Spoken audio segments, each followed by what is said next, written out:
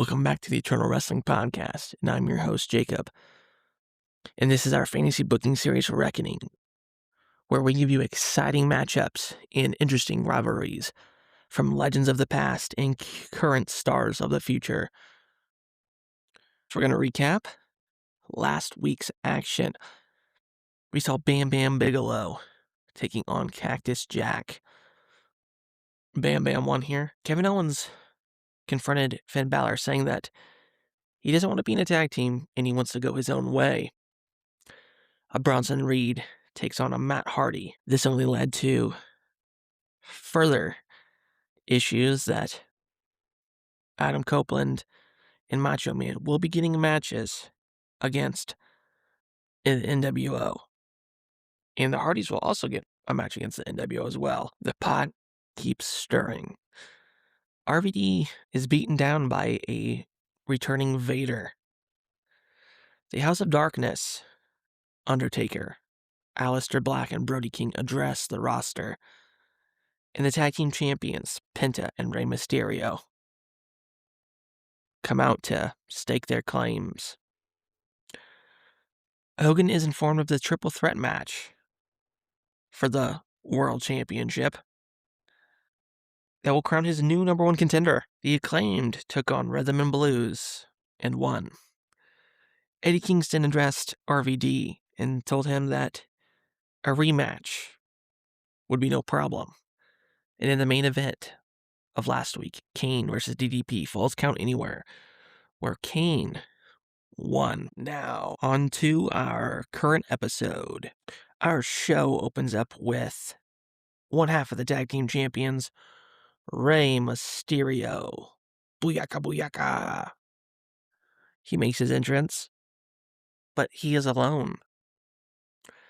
And he's taking on Brody King, one half of the Kings of the Black Throne. Both men get in the ring, and the bell sounds.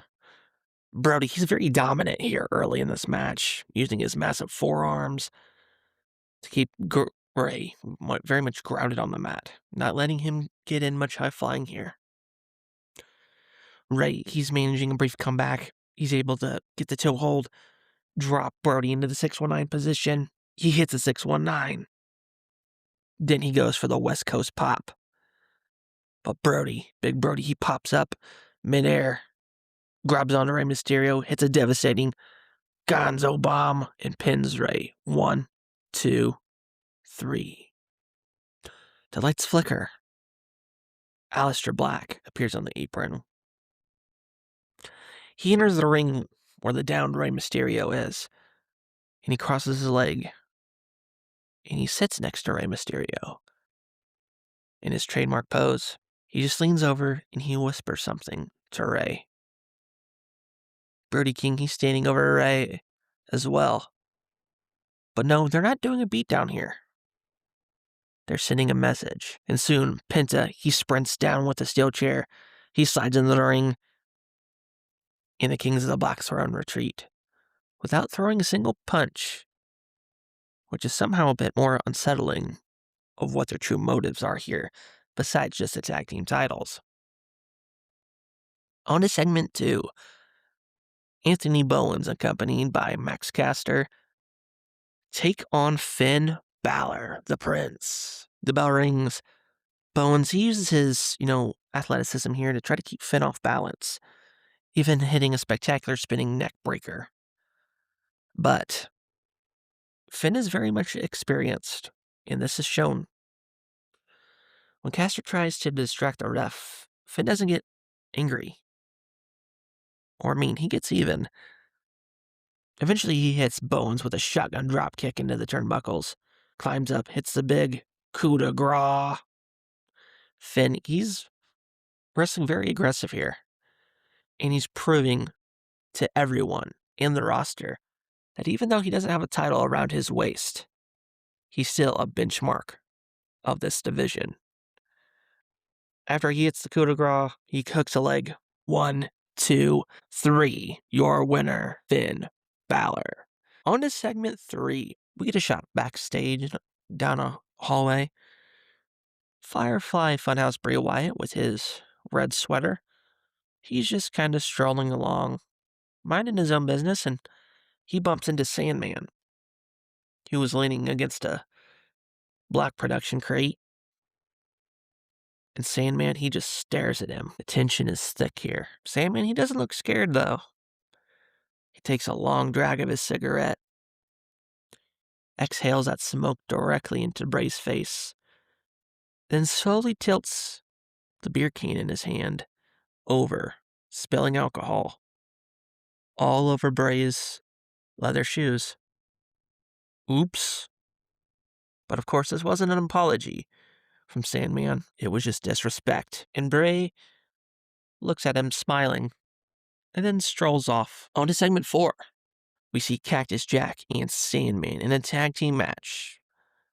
No weapons, just a classic tag team match here against DIY. They've been having issues the past couple weeks, so this is very much a chaotic brawl. Cactus Jack, he takes Ciampa to the floor with a sunset flip into the barricade, into the ring. Sandman, he's looking for the cane, but Gargano intercepts him with a one final beat. As the ref counts to 3 here, Johnny, he doesn't wait. He doesn't look for Ciampa either. He rolls out of the ring and walks up the ramp with an odd look on his face. Ciampa, he's in the middle of the ring getting his arm raised by the ref, looking more confused and yet isolated.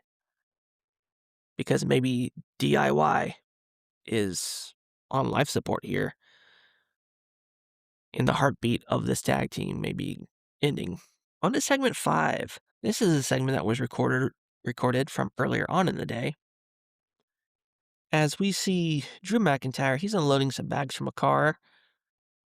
And he's actually accompanied by his wife here. All of a sudden, Randy Orton comes out of nowhere with a steel chair beating down Drew. And the echoes of the steel against the Drew McIntyre echo through the concrete garage. Drew's wife, she is scared to death here, and she's pleading Randy to stop. But Randy, he's not backing down. He actually grabs her by the throat. And this visual leaves the arena silent. He threatens her to prepare a hospital bed for Drew McIntyre. And then he lets her go, and she's trying to flee, but not so fast. Randy spins Drew's wife around, hitting a RKO on her as her head collides with the concrete. The camera, it lingers on Drew's face for a bit. A mix of agony and destruction fill his face as he crawls over to check on his wife. And Randy Orton leaves the frame. On to segment 6. The tag team match that was promised last week. The NWOs. Bronson, Reed, and Braun Strowman, they enter. The NWO logo pops up on the Tron. And then out comes their tag team opponents, Adam Copeland and Macho Man, Randy Savage. A clash of eras here. Macho Man, he's looking for that elbow drop, but the raw mass of Reed and Strowman is just really too much here. And yet the interference, the Hardys, they appear on the ramp. They're trying to cause a distraction to try to help out Copeland and Macho Man, but it doesn't really help them out in the long run. Bronson Reed, he's able to hit his tsunami splash onto Adam Copeland to secure the victory. After the match, the Hardys, Macho Man, Copeland, they are all they're in a shoving match. They can't get along. Even though they're trying to help, they're getting on each other's nerves. The tension is thick. On to segment 7. We see the trainer's room, and Rey Mysterio, he's got a bag of ice on his neck. And Penta, he's beside him. He speaks directly into the camera. He isn't just challenging Aleister Black. He's promising to bring fear into the House of Darkness. And it's a bold claim. Can you outscare a monster? On to segment 8. We see 2 monsters teaming up here. Umaga and Kane. taking on Seth Rollins and Damian Priest. So during this match, of course, Seth and Damian aren't really working together too well. And Seth, he's like trying to coach Damian, but not really helping him out. And when Damian finally, he fought through the onslaught of Umaga, he's trying to get to the corner, trying to get that hot tag to get in Seth. Seth, he hops off the apron. Damian turns around to see that a fresh Kane was tagged in. Kane grabs him by the throat, hits that big choke slam. 1, 2, 3. Damian loses for the team, and after the bell, Seth, he stands over Damian, and he starts berating him, telling him to smarten up. Did you really think that I would buddy up with you to win this match tonight? He laughs.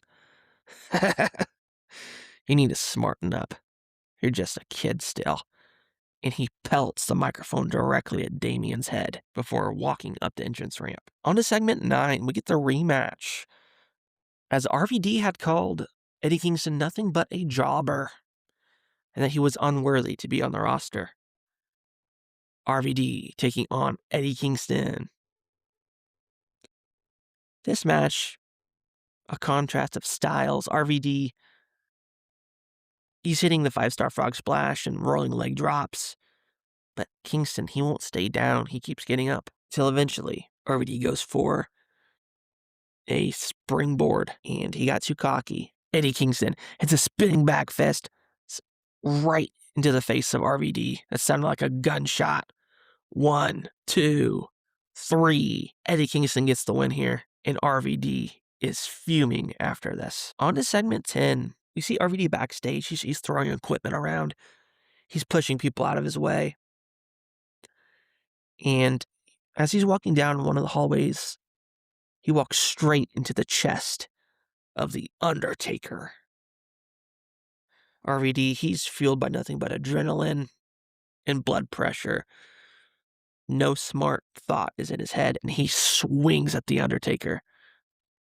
Taker, he catches his fist like a child's toy.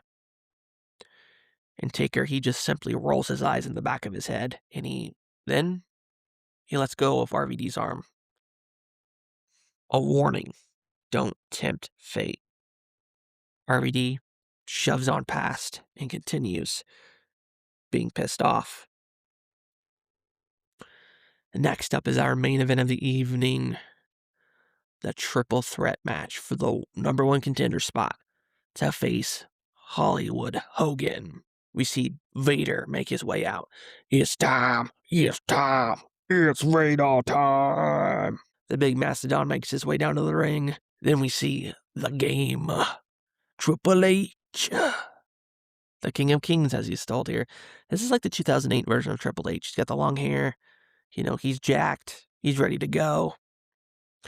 And we also see Kevin Owens. The crowd's chanting, "Fight, Owens, fight!"